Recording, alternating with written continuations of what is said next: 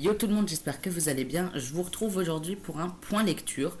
Comme vous le constatez, j'ai un micro. J'espère que la qualité sonore sera meilleure avec. Sinon, il va falloir que j'essaye de trouver une solution pour améliorer la qualité du son et que ce soit plus fort pour vous. J'ai 4 livres aujourd'hui à vous présenter. Ils font tous les 4 parties du challenge été glacé.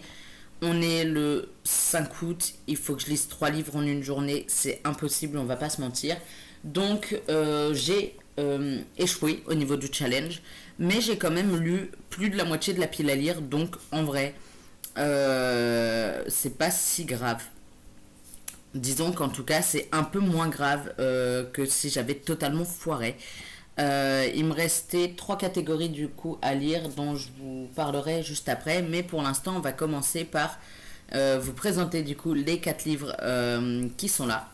Le premier que j'ai lu, c'est La ferme des animaux de George Orwell chez Folio Plus Classique et qui complétait la consigne numéro 7 qui était un livre de moins de 300 pages. Je l'ai lu très rapidement, je l'ai lu en l'espace de quelques heures. C'est un très court roman en fait, où on suit les animaux de la ferme. Alors je sais plus c'est quoi le nom de la ferme à la base. La ferme du manoir, qui décide de se rebeller parce que ils sont pas forcément très bien traités par les hommes, par leurs propriétaires, etc. Et donc ils se rebellent, ils arrivent à prendre possession de la ferme et très vite les cochons prennent la décision de comment dire, de prendre peu à peu le pouvoir, notamment en étant guidés par Napoléon. Qui est, il me semble en tout cas, qui est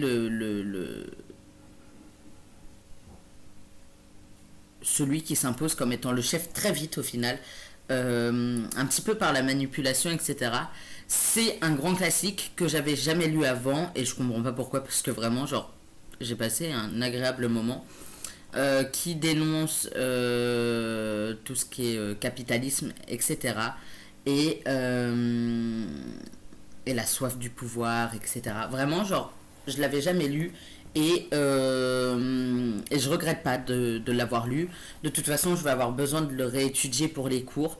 Donc en fait, voilà, je l'ai lu, c'était surtout parce que j'allais le relire pour les cours cette année et que je voulais absolument l'avoir lu avant pour savoir un peu de quoi on parle, de quoi ça parle au cours de l'année quand on abordera le sujet. En tout cas, j'ai vraiment beaucoup aimé le livre. J'ai pas lu les dossiers qu'il y a à la fin, mais je pense que je le ferai, notamment pendant mes cours, quand j'aurai repris les cours et qu'on commencera à aborder le sujet. Je lirai les dossiers qu'il y a à la fin parce que ça peut très vite m'aider. En fait, ça peut m'apporter des éléments de réponse, etc. Donc voilà. J'ai passé un agréable moment.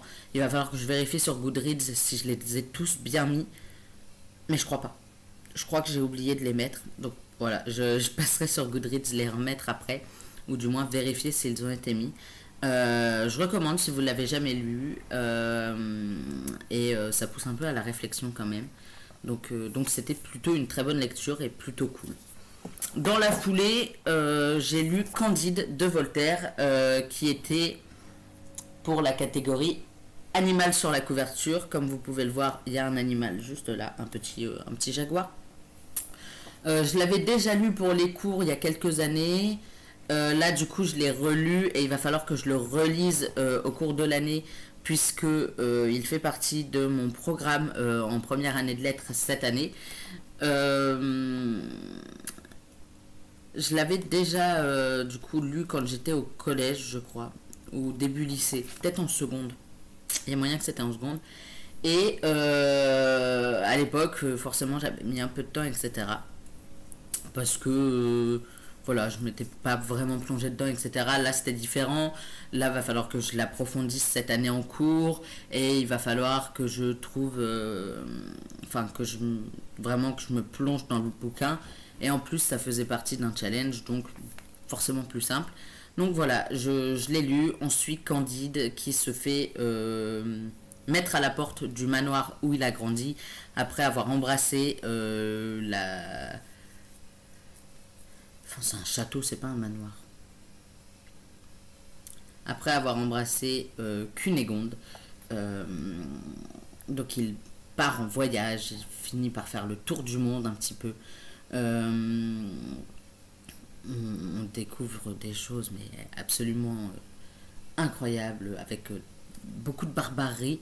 Mais de la barbarie qui a existé en fait, c'est des trucs qui ont vraiment existé et c'est assez terrible. Il y a des catastrophes naturelles, il y a des conflits, enfin il y a des guerres, etc. Vraiment, genre, je le recommande quand même si vous l'avez pas lu, c'est un gros classique aussi. Donc lui, c'est chez Flammarion, dans leur catégorie étonnant classique. Vraiment, genre, j'ai passé un plutôt bon moment. Je me souvenais pas que c'était aussi cool. Peut-être parce qu'à l'époque, j'avais aucune envie de le lire et que là, moi, je me le suis mis dans ma pile à lire parce que j'avais envie de le lire là tout de suite, de le lire avant d'aller, enfin, avant de reprendre les cours, pour pouvoir l'avoir relu, alors que je l'avais déjà lu en soi, mais pour pouvoir l'avoir relu. Et voilà.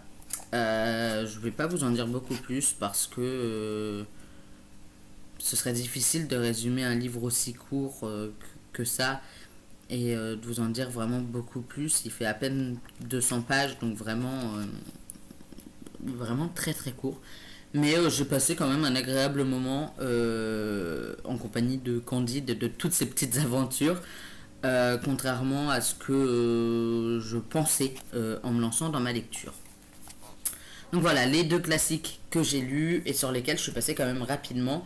Après, il y a eu deux autres romans qui ont été lus. Le premier, c'est Accord brisé de Anna Scott aux éditions addictives au format poche. On suit Jeanne qui est kiné.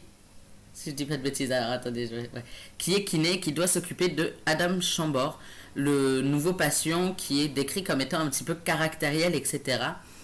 Et qui a eu un accident de moto 3 mois, je crois, avant le début des événements.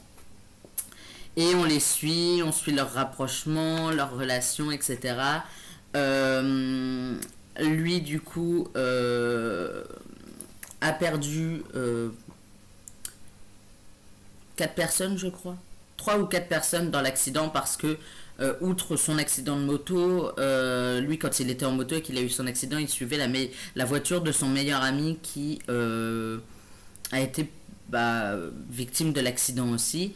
Euh, et, euh, et lui, du coup, a son accident de moto juste derrière, ce qui est assez terrible.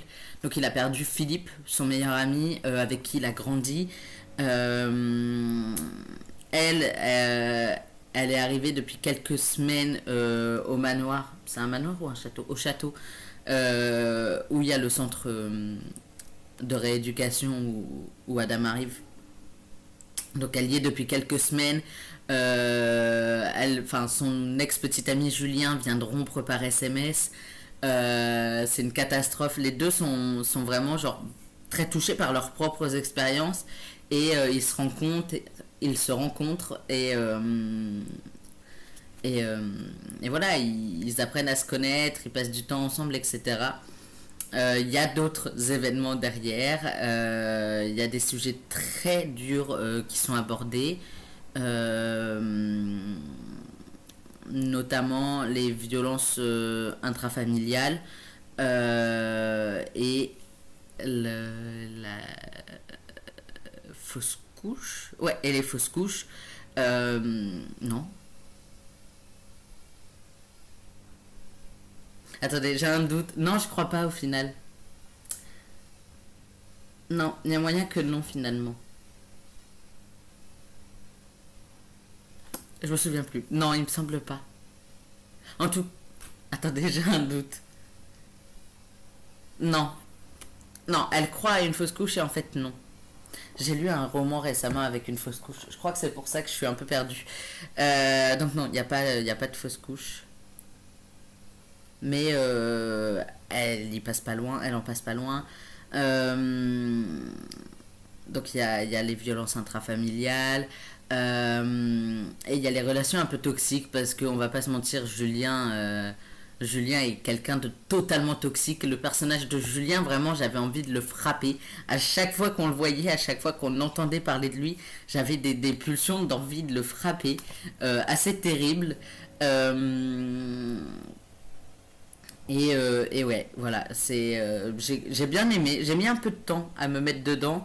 En plus, à un moment, il est question de Xavier, le collègue de Jeanne, qui a des sentiments pour Jeanne. Et j'étais là en mode, ça va partir en triangle amoureux, ça va m'énerver. Pas du tout. Il n'y a pas eu de triangle. Enfin, il y a eu un semi-triangle amoureux sur la fin, là, parce que Julien, là, il fait son caca nerveux. Mais c'est tout. Donc, donc en vrai, non, c'était une lecture plutôt sympathique où on suit l'évolution sur plusieurs mois en plus. Donc il y a un moment où enfin, où il ne s'adresse pas la parole pendant, je crois, 10 mois. Enfin, vraiment, genre, c'est sur plusieurs mois et c'est pas juste il claque des doigts et elle est dans ses bras. C'est un peu plus compliqué que ça. Donc en vrai, non, c'était plutôt cool. Il y a des fois où j'ai roulé des yeux très fort, comme dans à peu près tous les romans, je pense. Parce que voilà. J'ai adoré les personnages de Jeanne et d'Adam qui ont leur vécu mais qui n'en s'en servent pas non plus forcément pour dire vas-y je fais rien, je reste dans mon lit parce que j'ai vécu des trucs compliqués. Bien au contraire. Ils essayent de se battre, etc., pour avancer dans leur vie, etc. Franchement, c'était vraiment une très bonne lecture, même si j'ai mis un peu de temps à me mettre dedans. Ce que j'ai adoré, c'est aussi le fait que elle lise beaucoup, et lui aussi en vrai. Elle lit beaucoup, et quand les histoires d'amour se finissent mal, elle pleure. Et c'est récurrent dans le livre, enfin, on en parle plusieurs fois dans le livre, donc c'était plutôt vraiment très cool, ce petit aspect-là. Je recommande, vraiment je recommande parce que c'était vraiment fort sympathique à lire et voilà.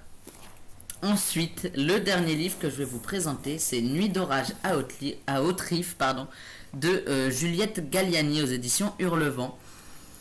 Je vous ai fait une vidéo spéciale sur les éditions Hurlevent avec le petit marque-page qui allait avec et derrière ça ressemble à ça. Voilà. Je vous ai fait une vidéo récemment sur les éditions Hurlevent et c'était le seul qui me restait à lire et je confirme que le travail éditorial est toujours aussi magnifique. C'est hyper espacé, vous voyez. Vous voyez. En plus, il y a des petites entêtes de chapitres qui correspondent en fait à l'univers du roman, etc. Les marque-pages sont d'une qualité mais superbe. Vraiment, tout est nickel avec leurs livres. Et je vous les recommande très très très très vivement parce que ouais, les éditrices font un travail, enfin l'équipe en fait fait un travail juste magnifique. À chaque fois en plus, ils ont déjà fait paraître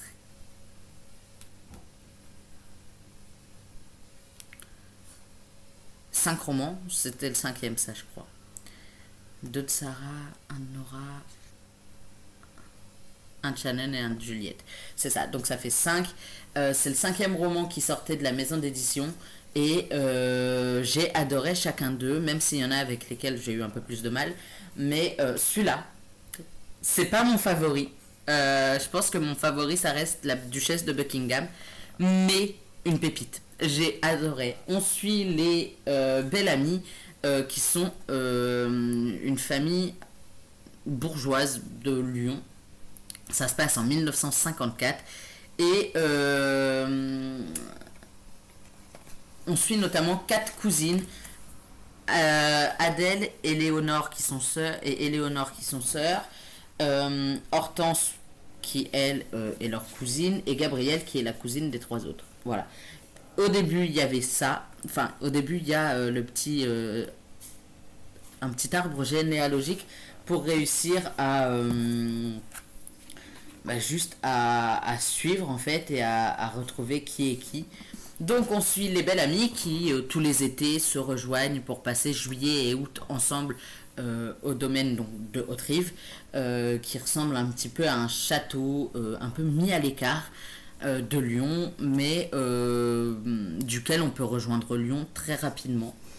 On suit également Virgile, qui est le meilleur ami des Bellamy, enfin des trois filles, des quatre filles en tout cas.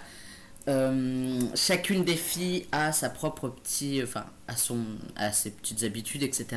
Gabrielle travaille comme secrétaire, je crois, si je me trompe pas. Adèle est en train d'écrire une thèse pour devenir,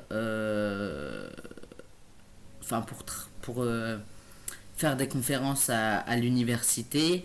Et Hortense et Éléonore veulent s'inscrire à l'Institut Jacquard, veulent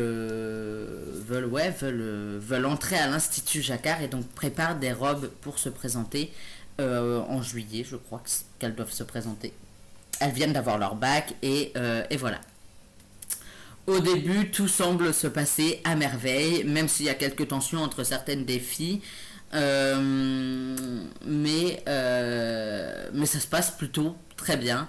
En plus, il y a Céleste qui arrive pour travailler au domaine. Vraiment, tout se passe plutôt très bien. Sauf que très vite, les tensions s'accumulent. Et l'été, c'est pas un spoil puisque dès le prologue on le sait, l'été se solde sur la mort d'un des personnages. La mort, alors on ne sait pas de qui, mais sur la mort d'un des Bellamy. On ne sait pas qui, on ne sait pas si c'est un adulte ou une des quatre filles. On ne sait strictement rien. Quand on avance dans la lecture, moi perso j'ai compris très vite laquelle des personnes de cette famille, de cette grande famille bourgeoise était morte. Et j'ai très vite compris pourquoi. Du moins, je croyais l'avoir compris. Au final, c'était un peu plus compliqué que ça. J'ai adoré le personnage de Gabrielle. Gabrielle, elle est douce, elle est solaire, elle est vraiment adorable. Vraiment, Gabrielle, je l'ai adorée. Peut-être parce que sur quelques points, elle me ressemble quand même. Et du coup, voilà, je pense que c'est un peu pour ça. Adèle, j'avais beaucoup de mal au début, peut-être parce que c'est l'aînée et qu'elle est toujours un petit peu coincée là à écrire sa thèse et à rabaisser sa sœur, etc. Et ses cousines aussi un petit peu. Éléonore, j'ai eu beaucoup de mal du début à la fin. Au début ça allait à peu près, mais plus les pages passaient et plus j'avais envie de la frapper aussi, un peu à la Julien dans Accord brisé, c'était terrible. Accord brisé qui d'ailleurs, j'ai oublié de vous dire, mais était là pour la catégorie livre polaire puisqu'il était bleu clair et lui il est dans livre bleu puisque c'est très bleu. Donc voilà, Éléonore avec les pages qui passaient, j'avais envie de la frapper, mais forcément je ne pouvais pas, même si j'en mourais d'envie. Et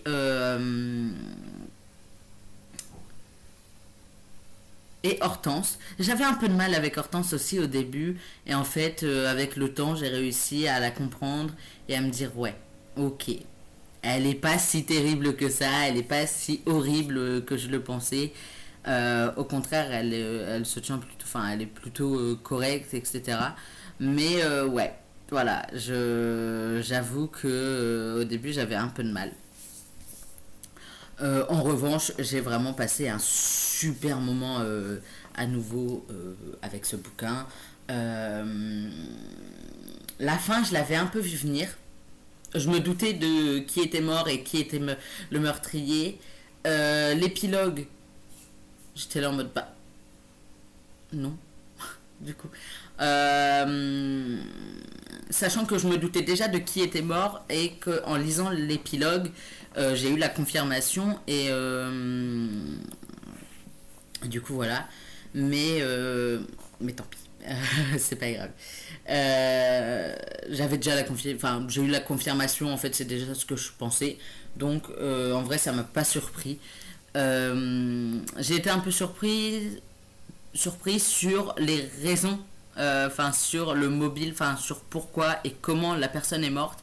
J'étais là en mode ah, je l'avais pas vu, enfin j'avais pas vu ça comme ça, mais j'avais déjà des forts doutes sur qui, euh, qui avait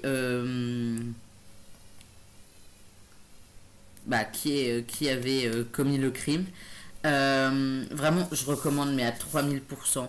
Ça se passe en été. Il fait très chaud constamment d'ailleurs. Il y a du sport, entre baignade, drame, mystère, etc. Parce qu'il n'y a pas que la mort en fait. Il n'y a pas que la mort de ce personnage à la fin comme drame. Il y en a d'autres avant. Qui touchent d'autres personnages. Il y a de la manipulation, il y a du mystère.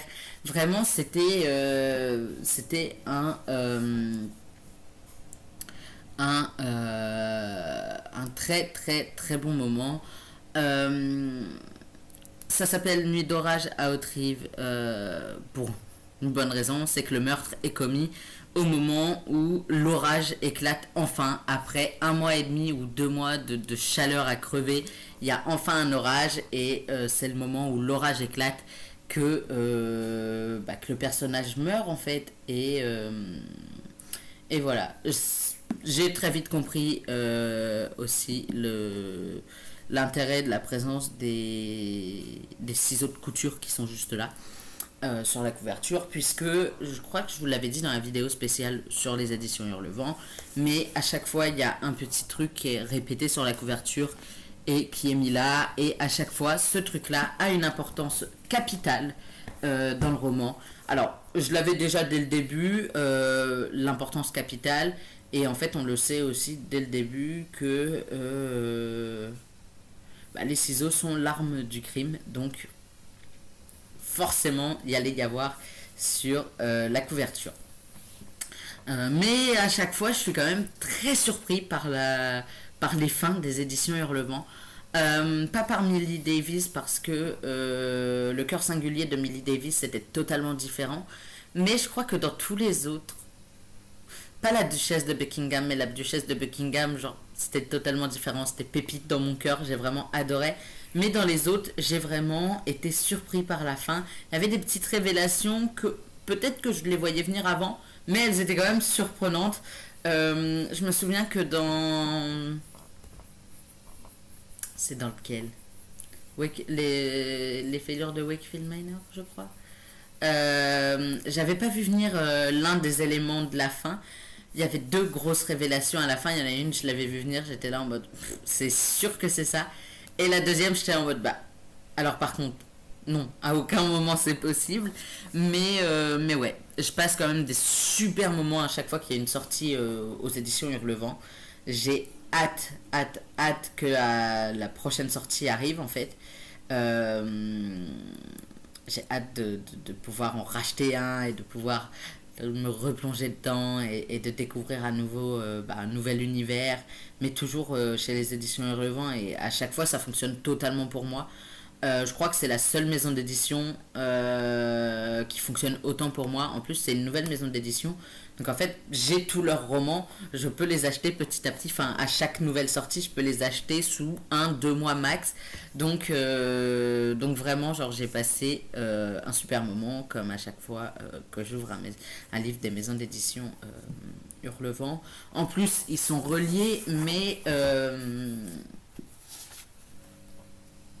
voilà, il tient ouvert. Peu importe la page à laquelle je me mets, il tient plus ou moins ouvert.